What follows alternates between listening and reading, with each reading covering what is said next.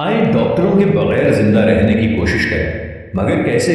Islamic medical science یعنی قرآن بتاتا ہے کہ انسانی صحت کا راز قرآن کی 3 آیات میں ہے۔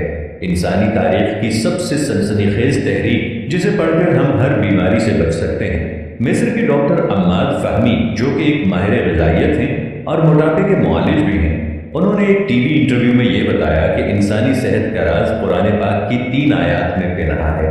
نمبر 1، کُلُوا وَاشْرَبُوا وَلَا تُسْرِفُوا، سورۃ الاعراف آیت 31۔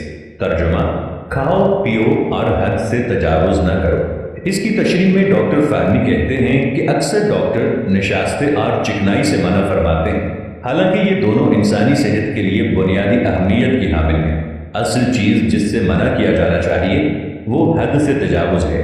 نمبر 2، وَجَعَلْنَا مِنَ الْمَاءِ كُلَّ شَيْءٍ، سورۃ الانبیاء آیت 30۔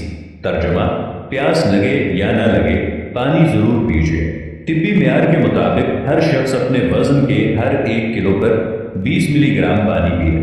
مثلا اگر کسی کا وزن 70 کلو ہے تو وہ 70 ضرب 30 یعنی 2100 ملی گرام یعنی 2 لیٹر اور 100 گرام تقریباً 8 گلاس پانی روزانہ پیے۔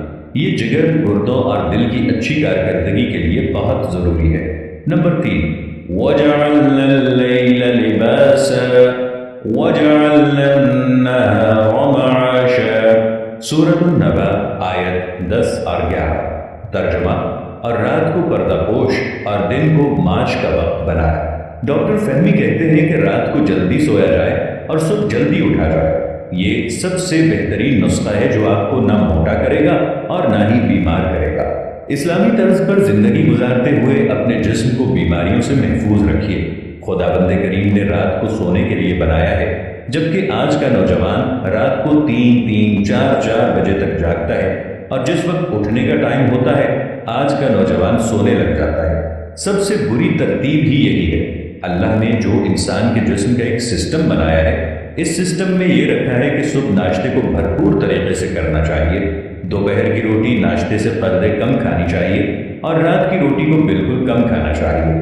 آج اگر ہم اپنے لائف سٹائل کو دیکھیں تو ہم صبح کو ناشتہ کرتے ہی نہیں، ناشتے کے ٹائم پر سوتے ہیں اور رات کو پیٹ بھر کر کھانا کھاتے ہیں۔